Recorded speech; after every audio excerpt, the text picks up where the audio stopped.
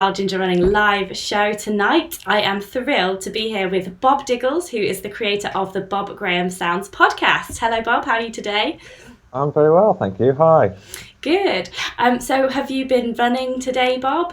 What's your day been like? My day has been a day at work. So I work in radio, and this is slightly unusual to do something with a camera in front of me. And it's sort of slightly odd to be looking at myself in the corner of a screen. Yes, I've been to work, and I cycled there and back. Mainly dry, actually, today. Windy, but dry, thankfully. And I haven't run. At the moment, I'm running about one day a week, and I love it. So I'm happy to cycle to work and run on a Saturday. Fantastic. Well, that's very valiant of you to be cycling to work, especially in all these storms recently. It's really lovely one way, because I go from Portsmouth to Southampton, and with the prevailing wind, normally on the way in it's tough and into a headwind. And on the way home, it's lovely. There's a 20-mile-an-hour wind blowing you home. Fantastic. That's just the way you want it, isn't it? I went out for a 10-mile or so run at the weekend, and I went out all into the wind, and it was amazing coming back. It just lifts you. Yeah.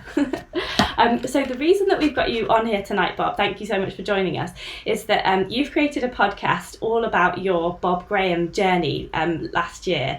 And so it's called the Bob Graham Sounds. And I've been listening to it on some of my long runs just recently, because I've been testing some headphones out. And so I've got to that point where you're kind of a couple of weeks away from your attempt, and I really want to know if you did it or not. But we spoke about this prior, and we decided that we're not going to tell anyone about whether you've completed the Bob Graham or not, because that will completely spoil the journey of the podcast for them. So we're going to try and spend the next half hour or so without doing any spoilers. So better start off with the first question, which is, why the Bob Graham in the first place? I think it must have been reading Feet in the Clouds that first introduced me to the Bob Graham. So Richard Askwith's book, which, because I interviewed him for the podcast, I found out he wrote it ages ago, and most of the anecdotes that he writes about in it are from the 1990s, and I think he wrote it in 2004. So I must have read it ages and ages ago. And then I think over the last 10 years, I've met one of my old schoolmates, Beanie, with some regularity. I live on the south coast, but he still lives in Yorkshire. So whenever I've gone up to see my parents, we've met up and either run in the Dales, or gradually more so, we went to the lakes. And then I think we must have just talked about it. And then the actual Bob Graham journey for us started for me in 2016, because Beanie had met a group of other guys that were toying with the idea of having a go at it, and I got roped into the group, and so we've recce'd for a few years, and then started actually making attempts. And I have made an attempt. I won't tell you the result of it.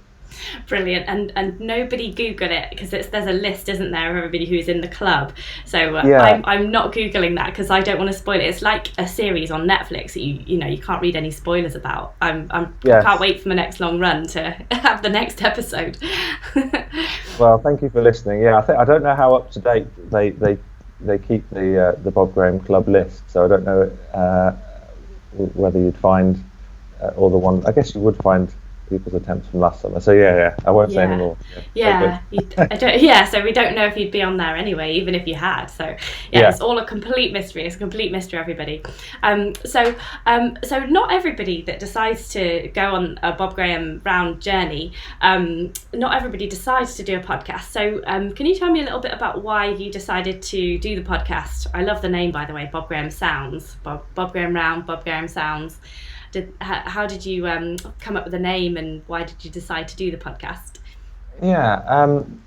Well, I work in radio, and I'd gone on a course talking about podcasting, and I'd just started listening to more podcasts, and I think it made me fall in love with audio again. So having done radio for years, then I was listening to podcasts and thinking, oh, this sounds different, and it's really exciting, and I love it. So I probably listen to the same things as everyone else, Joe Rogan's podcast, or Serial, all sorts of different things. Not many running ones, but occasionally finding running ones. And then, one thing that they said on the course that I went on about making podcasts was, you've got the best ones are ones where people are really passionate about what they're making their podcast about. And because we were doing some recce's for the Bob Graham as a group, someone decided that our banter that they thought sounded a little bit like the Top Gear guys. Maybe we should, you work at the BBC, why don't you try and get us a TV programme? And I thought, well, that's clearly never going to happen. But it did make me think maybe making a recording of it was a good idea. And so I floated the idea, and everyone was relatively positive about it, although they were a bit useless over the year at actually recording audio diary bits and things. So there's a lot of me on the podcast and not quite as much as everyone else. And then the Bob Graham Sounds name, I think what I found, all the stuff that I've recorded was just lots of noises of car journeys, noises of putting kit on out of the boot of a car in a car park at night, or noises of huffing and puffing as you walk up a hill, and the noise of poles click-clacking on rocky terrain and things like that. And I just thought, actually, the sounds of the Bob Graham is what I want the podcast to be. So, Bob Graham Sounds seems like a good name.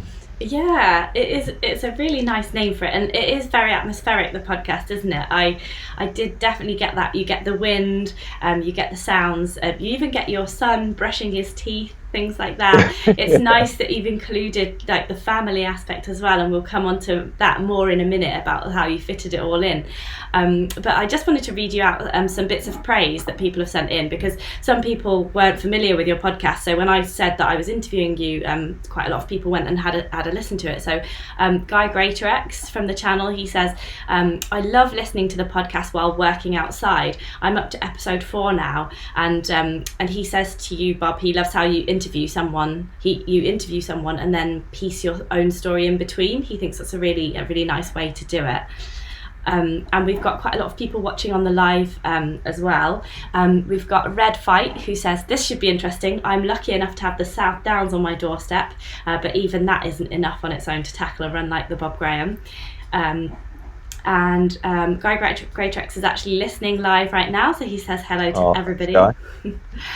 And Get Out, Get Muddy is listening as well. They said evening. Graham Howes is saying, hi Claire and Mr. Diggles, greetings from sunny South Africa. Hi. So we've got a worldwide audience here tonight. Just read out a few of those comments. And if anyone's got any questions for Bob, then just type them into the live chat and I'll try to fit them in as we go. So yeah, we were just saying about, it was called the Bob Graham Sounds, and there's a lot of atmospheric noises basically in the podcast, and you were saying that other people make they make comments along the way as well. So I just wanted to ask you to start with about Helen Hall and her coaching advice for you. There was another audience question as well about that actually, so I'll read that out. Yes, it was really interesting listening to Helen Hall and what she had to say about shoes, moving bones, and opening and closing doors. Can you talk about this, please? I'm not sure, I don't know if I've listened to that actual episode that this is mentioning, but do you understand more about that, Bob? I do, yeah, and I went to see Helen. So the diary starts in the summer of 2018, that's right, and then we finally made an attempt in the summer of 2019, and so I recorded a year's worth of audio diary. And at the beginning, June 2018, I was really suffering with an Achilles injury, which I think had come kind of from a bike crash, and then I'd gone running because I couldn't cycle my bike anymore, and anyway I ended up with this Achilles injury, and it just wouldn't go away, and it seemed to come after just running for a mile or so. So I listened to another podcast and heard an interview with the author Adaranand Finn, author of Running with the Kenyans and that sort of thing, and he had been to see somebody and had this miracle cure for his Achilles injury. So I emailed him and asked who it was, and it was this chap Gary Ward, and Gary is really hard to find any time with, but Gary has taught other people his mysterious anatomy and motion theory, and Helen Hall is one of the people that he taught, and she's a running coach as well. She's a barefoot runner, does whole Ironman triathlons running in barefoot shoes and that sort of thing. So she's really interesting and a kind of a mixture of science and hippie, I would describe her as. And she was just, I mean, she looked after me amazingly well. I went for a session with her, which I recorded for episode 2 of the podcast, where she gets you running on treadmills. She's got cameras trained on you, and you've got those little sort of sticky nodes on you, like you might have seen when they're filming like Lord of the Rings, and they've got an actor pretending to be something that's going to be CGI'd over the top of them, so she can see where bits of you are moving, where your elbows are moving, is your pelvis tilting, is how aligned is your spine, and all this sort of thing. And she picks through your posture and your movement. Are you moving in the most efficient way, or are there funny anomalies? Is your pelvis not moving as much as it should do? And what I had to do before I went to see her was to email her a list of all the injuries that I'd ever had, significant ones, and then she kind of pieces together a kind of way that she thinks your body is working and what it's working around. When you injured that hip in whatever year, is your body now compensating for it and not ever moving your pelvis enough?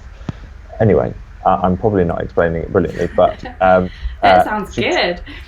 I mean, it was absolutely brilliant, and I would really recommend, if you can afford it and you can get to see her. She's in Amersham, so not far outside of London, and it's, you know, it costs a bit to go for a session, but she supported me then for the months afterwards with WhatsApp messages, with little Skype videos, and really kind of whenever I had a bit of a problem or a setback, she would support me with, you know, her advice and that sort of thing. So in that way, it was definitely worth it.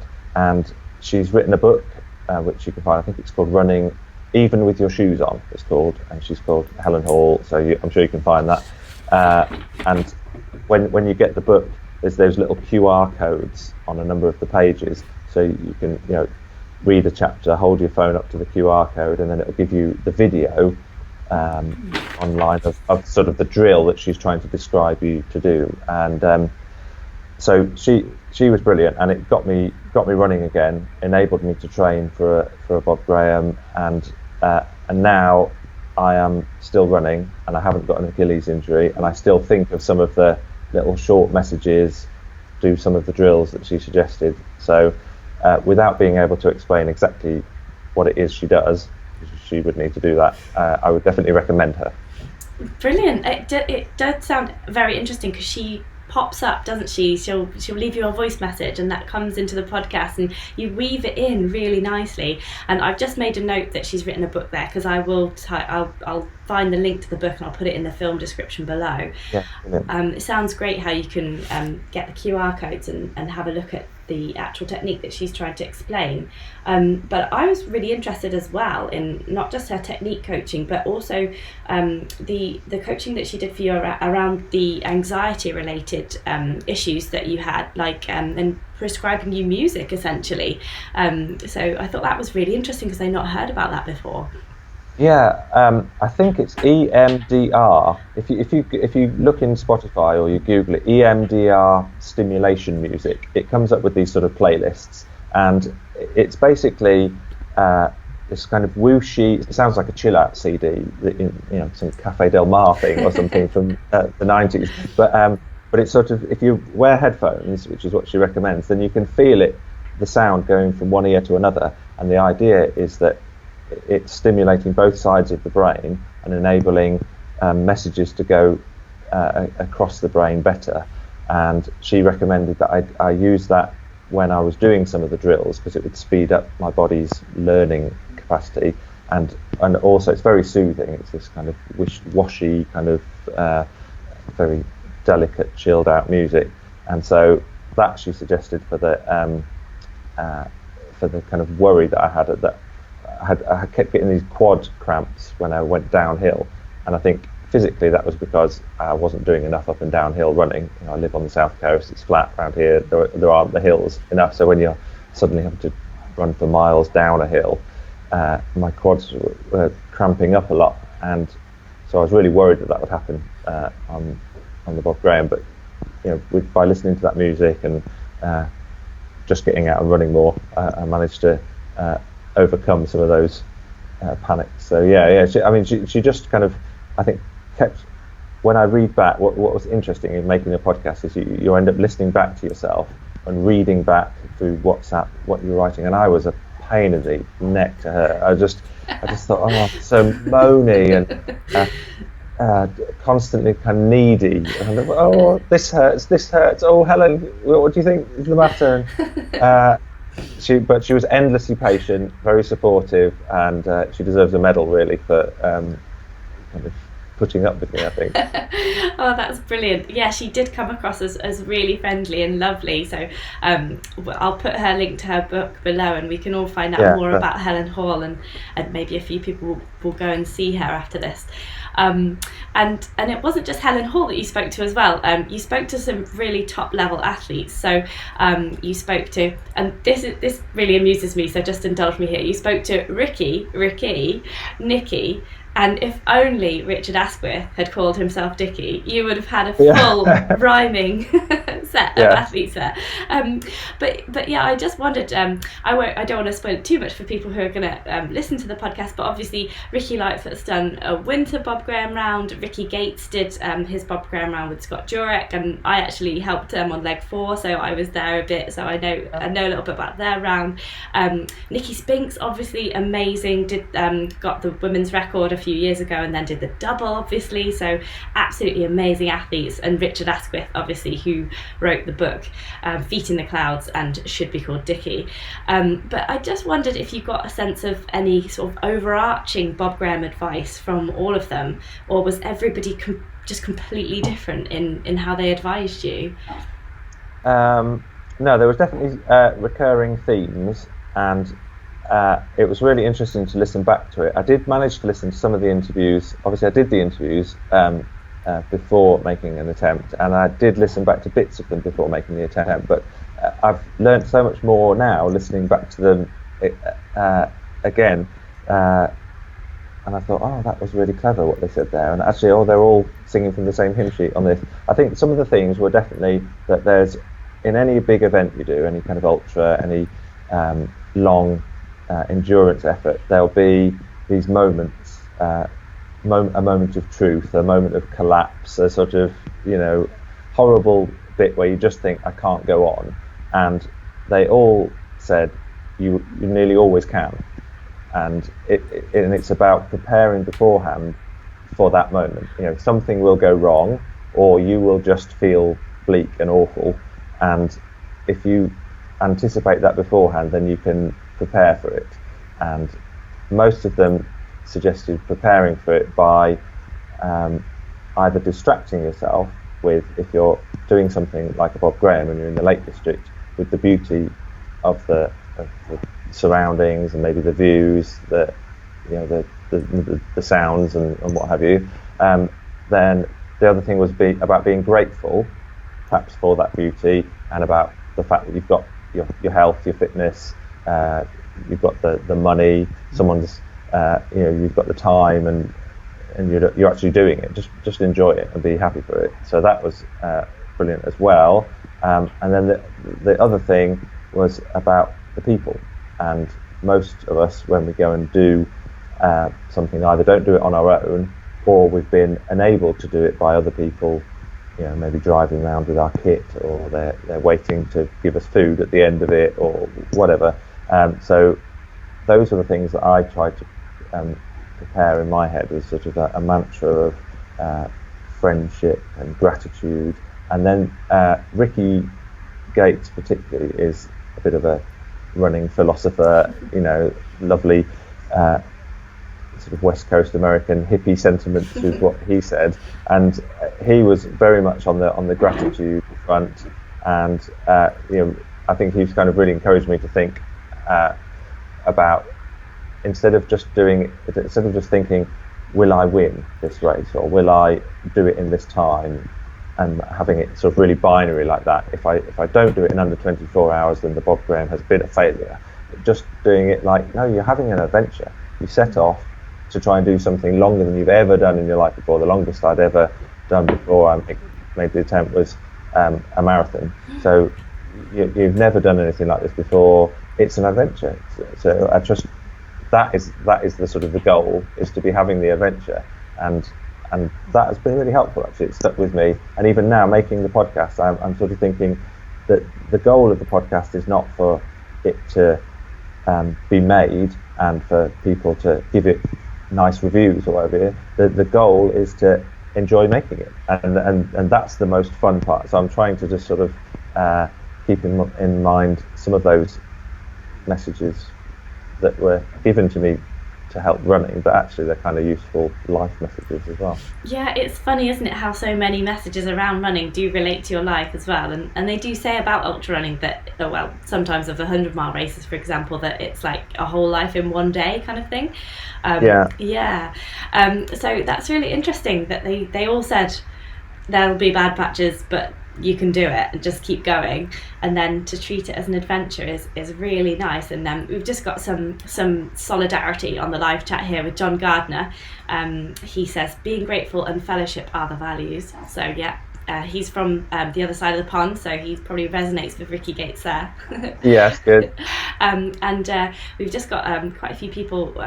Somebody says, Graham Howes, he says, I love listening to podcasts when I run. I'll definitely add this onto the playlist for sure. So we've already converted at least one person from Brilliant, doing this. thank you. And Get Muddy wants to know on the live chat, he says, did you have any accidental sounds as you were recording so many? We recorded all sorts, and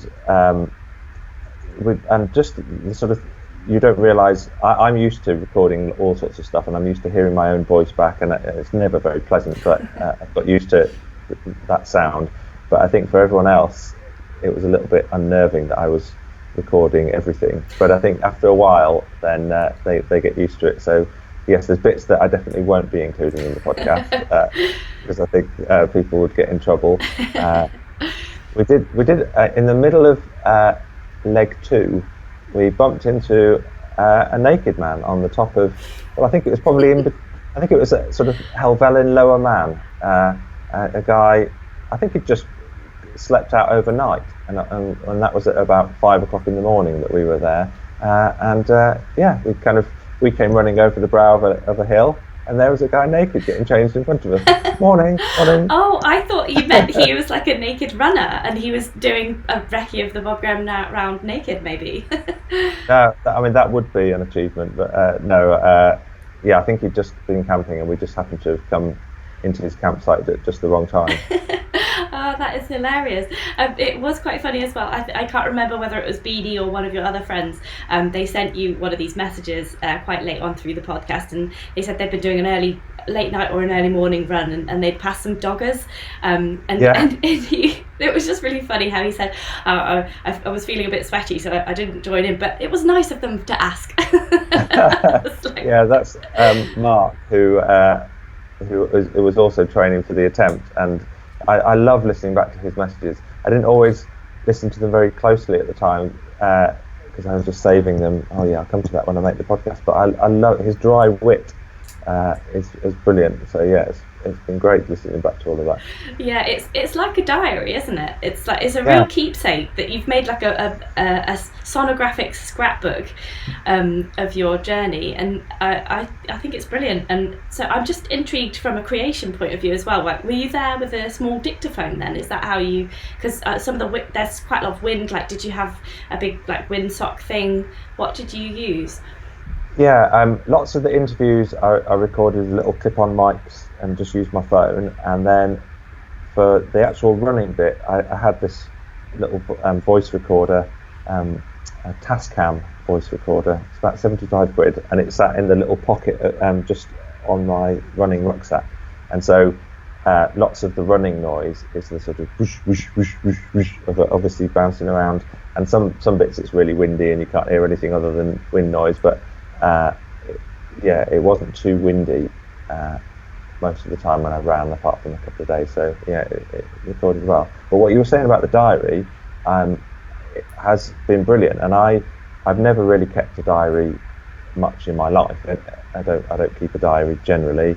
And with running things, when I've trained in the past, I used to, before Strava and things like that, just write it on a calendar on the wall, have all the things that I was supposed to be doing in the build up for the race that I was training for, and then I would write in afterwards what I'd actually done on those days, and I did keep them for a while, but I mean, it's rare to ever go back. But because I'm making this podcast, I'm listening to myself talking about my running from almost exactly a year ago, and it's been fascinating to think, oh, how did I feel then about my health and fitness and my running, and how do I feel now, and comparing, and it is really interesting. So I think if you are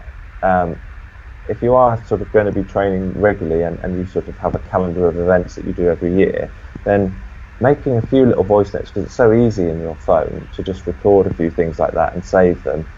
How did I feel after the race? I think it's just really interesting, because you can just listen back, perhaps more than you would look back in a book. So I might try and do that, if it's not too geeky and nerdy, as a way of, if I am going to build up for other events and things, as a way of kind of seeing what sort of progress you're making and how did you feel and that sort of thing.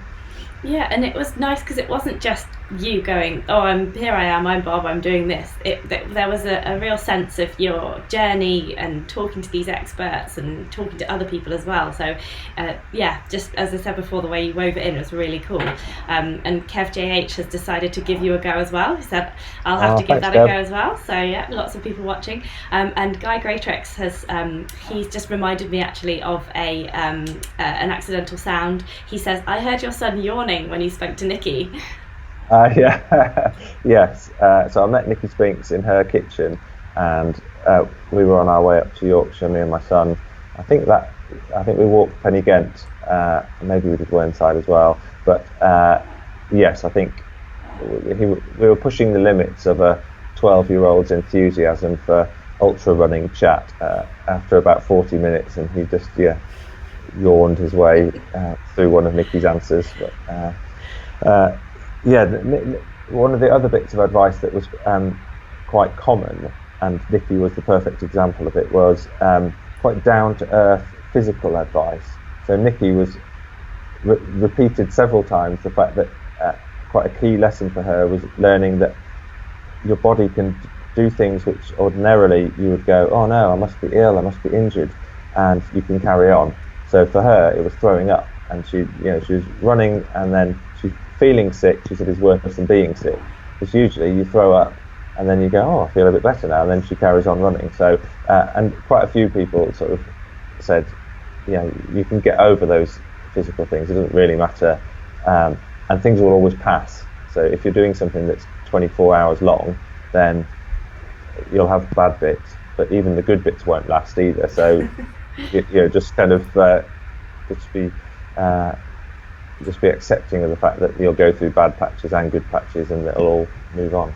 Yeah, it was really interesting, the whole being sick thing with Nicky, wasn't it? Because she was saying most people would be, oh, I've been sick, I better stop, I better lie down. But no, you just feel a bit better after you've been sick and carry on. So yeah, it's really interesting, and I just want to get a bit of a sense of your training, because obviously living in the south, as far south as you can get actually, what do you think your main hurdles were? There was a audience member question here, do you get frustrated that all the mountains are up north and you can't train on them? Did you have any plans to move up north? Well, I was lucky, and my parents live in Giggleswick in the Yorkshire Dales, so there was at least I had a base, so we could go up and I could run in the Dales.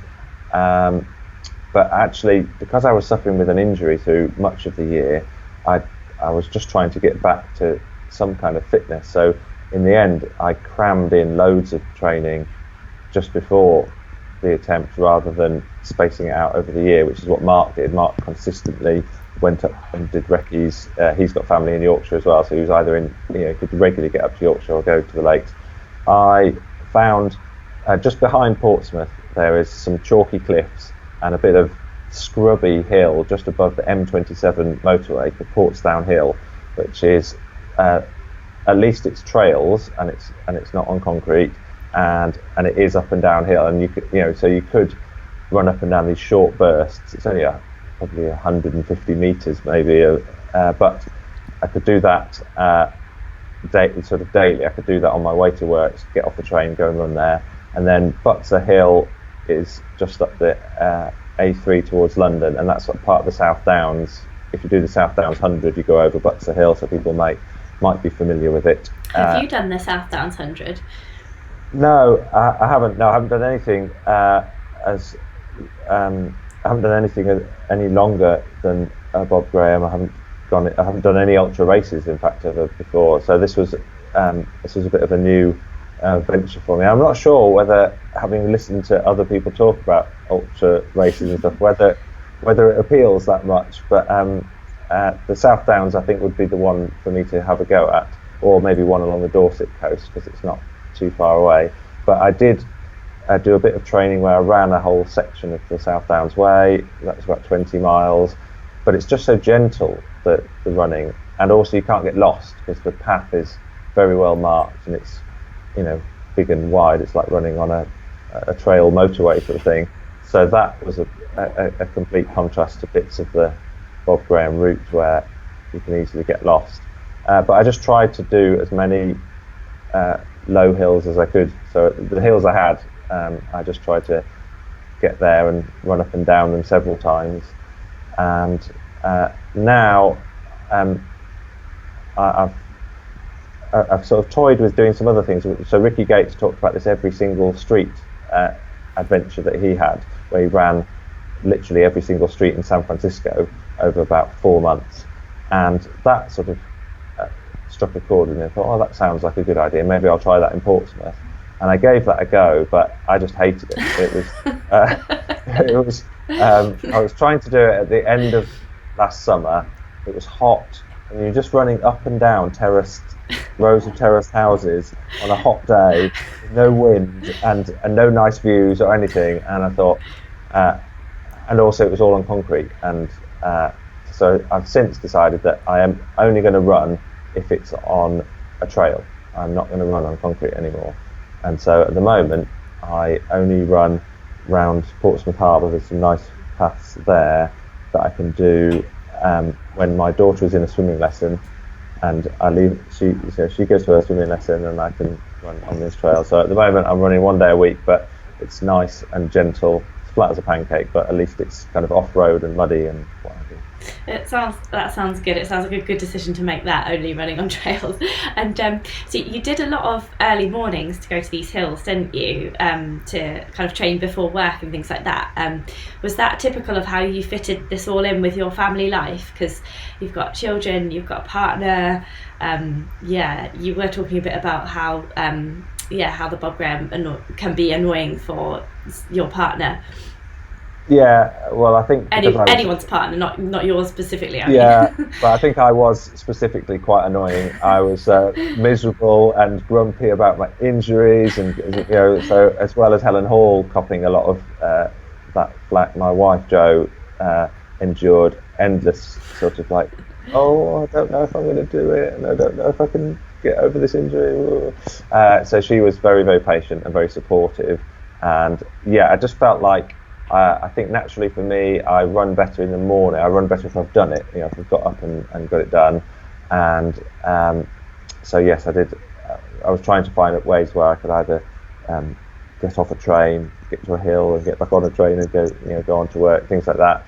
And that was a common theme in a lot of the guests I spoke to as well. Was all of them said, if you've got other commitments in your life really, and you want to try and do something ridiculous like a 3-hour run.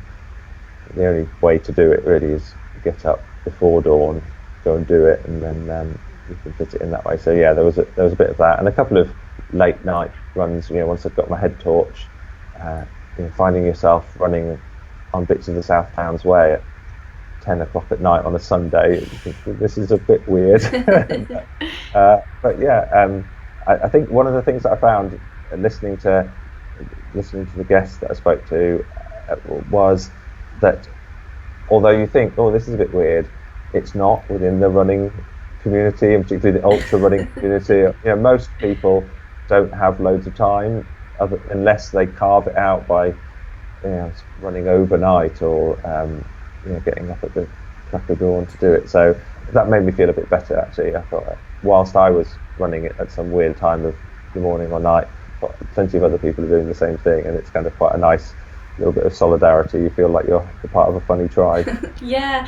Jasmine Paris very famously runs at like 5:30 in the morning.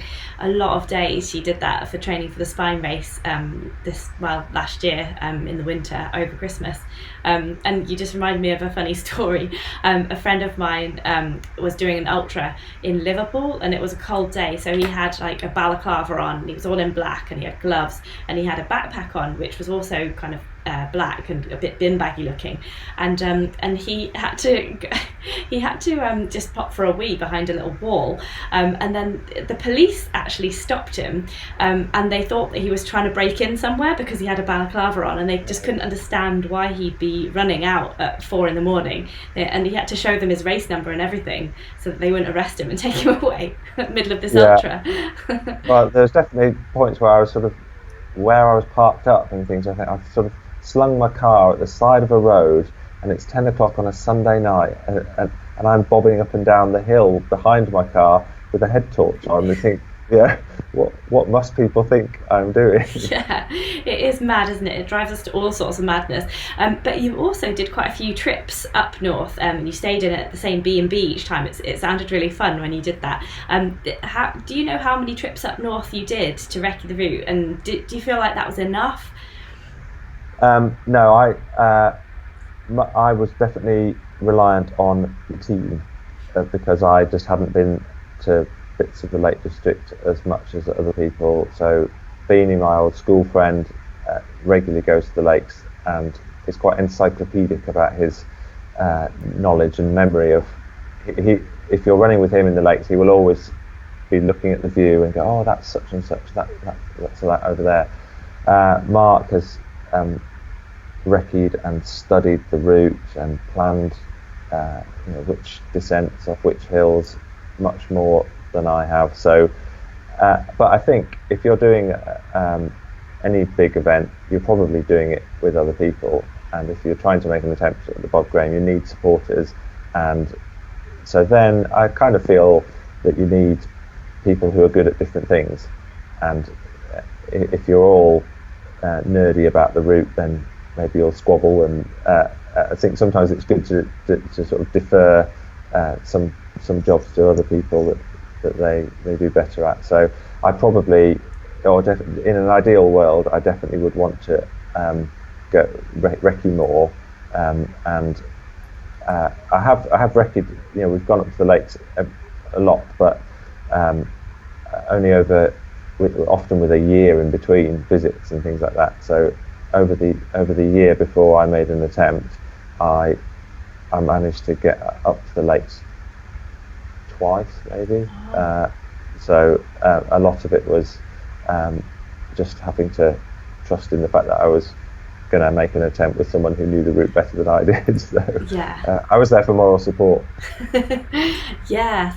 Oh, well, that's quite inspiring, actually, that you only actually managed to go twice before you made the attempt. So it is possible to get round. And we've got some questions coming in on the live chat about your kit now. Just before we're going to have to finish relatively soon, but have you got a time for just a couple more questions? But I'll be all right for time. Yeah. So Guy Greatorex, he's really interested in all of this. So he's written, "Are you still running in your 8-pound Decathlon shoes?" He must have been listening to the earlier podcasts.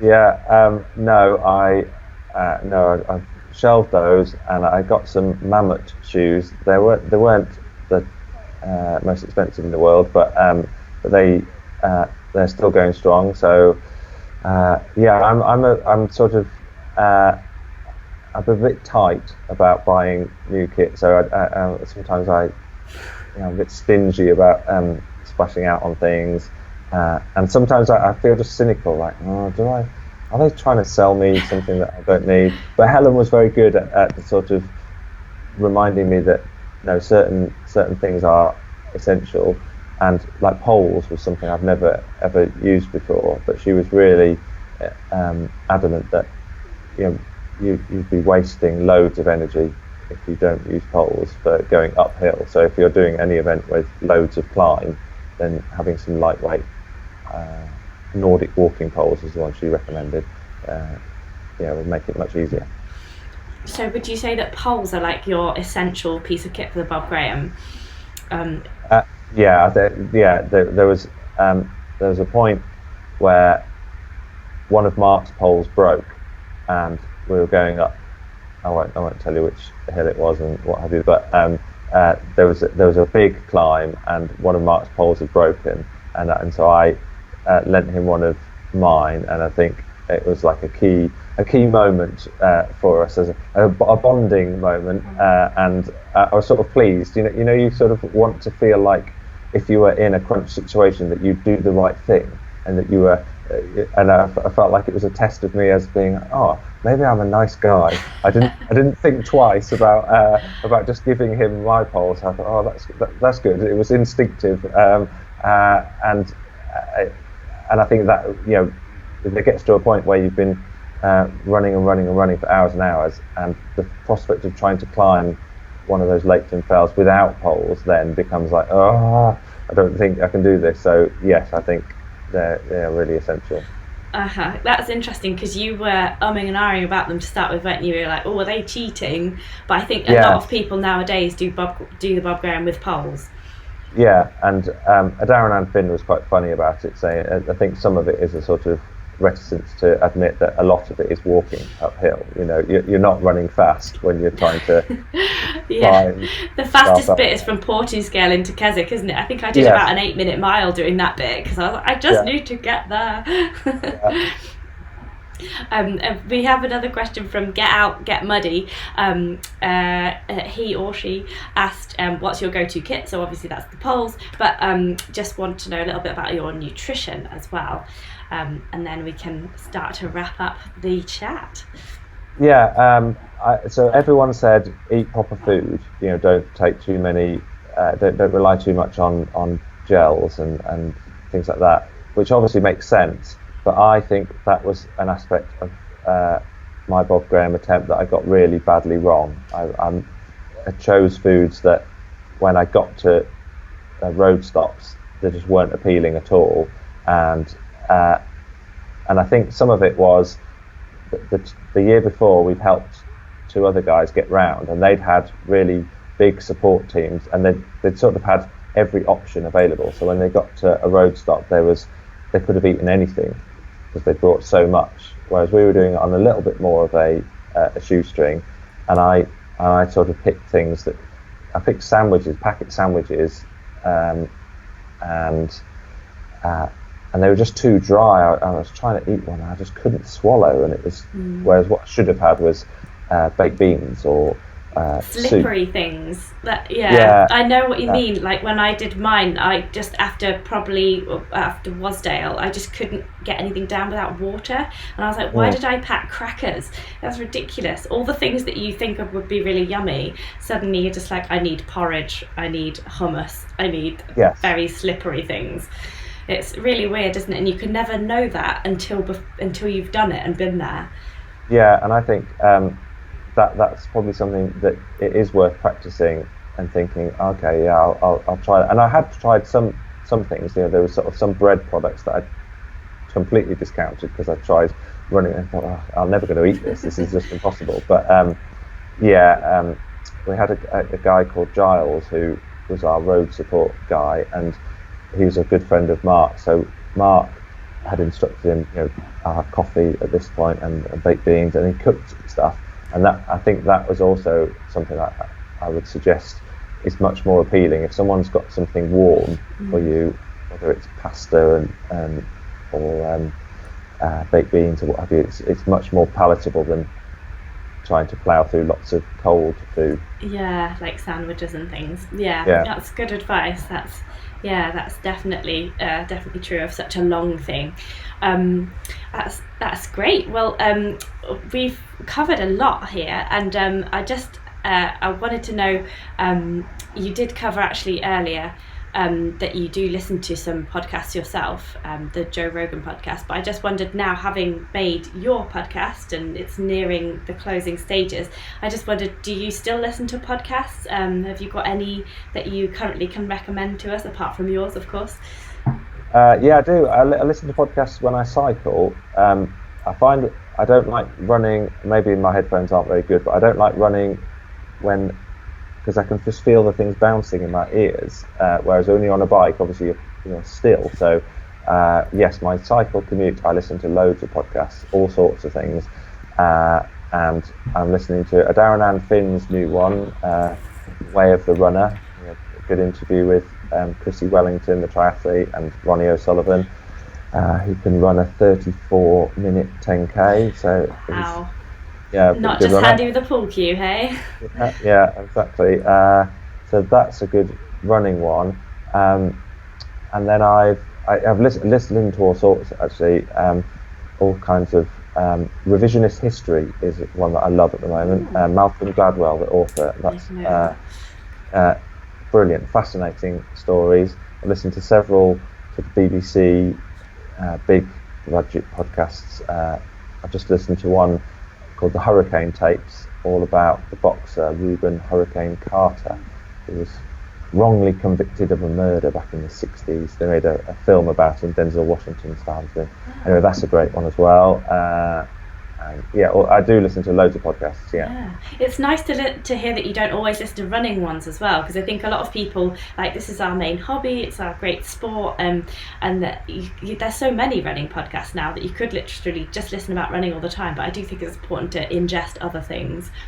Yes, I found. I think what I wanted to make with mine, and I don't want to be disparaging about anyone else's podcast about running at all, but what I wanted to try and make mine was that even if you didn't like running that much, that it was a well-made podcast. I got access to good equipment, and I've worked in radio for ages, so I was really trying to put in music and kind of tell an interesting story that was hopefully humorous and involving and interesting beyond just if you're a geeky ultra runner. So I hope that and I've had a nice bit of feedback from sort of people's other halves, so who might be not as into running as they are, and they've enjoyed it as well. So I'm hoping that it's done the job.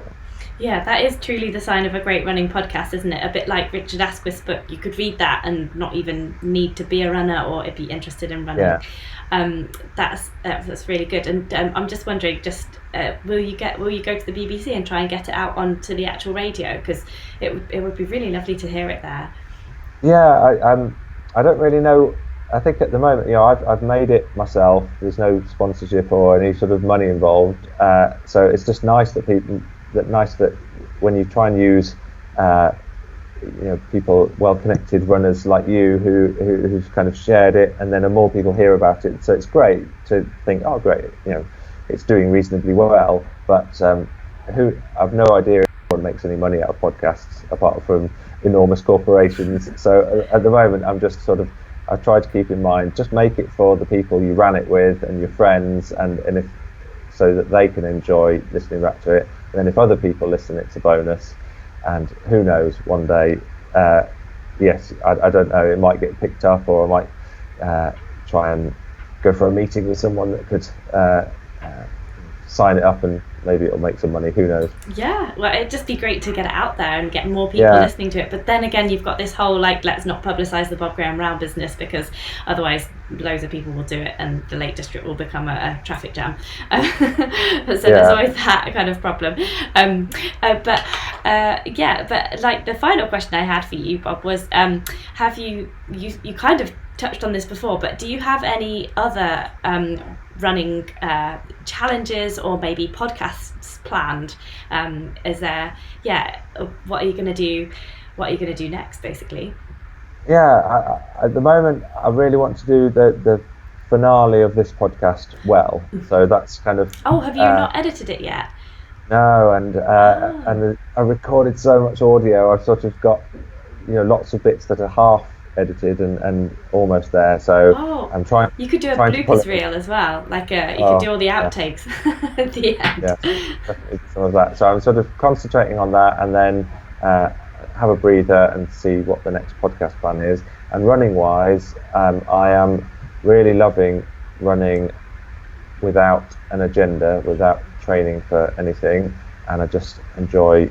There's a couple of rules in place of trying to run off road all the time is the main one, and but it's hard. The temptation is always there to enter things, because I hear about other people entering races, and I feel quite fit at the moment. So you think, maybe I could do quite well, but at the moment I haven't entered anything, so I'm not quite sure. I think other people I know have plans for certain bigger events, so maybe I'll get railroaded into, or maybe I'll get sucked into joining. We'll see you at the UTMB this year then. Well, yeah, it's things like that you think, maybe I can't resist it. Yeah, maybe I wouldn't have to. Brilliant. Well, I just want to say thank you so much for coming on the not a podcast, not yet anyway. Thank you for coming onto the channel tonight. It's been really fantastic to catch up with you, and to see the face behind the podcast. And I think we'll have a few more people listening to it after this as well. So yes, thank you so much, Bob. It is just a coincidence that you're called Bob as well as doing the Bob Graham, so maybe you'll have to find another challenge to do with Bob. There is the Bob Baxter round actually on the Isle of Man that you could try next. Brilliant. Yes. Okay, well, thank you ever so much for having me, and thank you for sort of shouting about on social media about the podcast, and I'm really pleased that you've enjoyed it as well, so thanks for having me. Brilliant, thank you so much, and good night to everybody on the live chat. Thank you for all your questions, and I'll see you next week for another live broadcast on Wild Ginger Running YouTube channel. Thank you very much, guys. See you, Bob. Bye, thank you.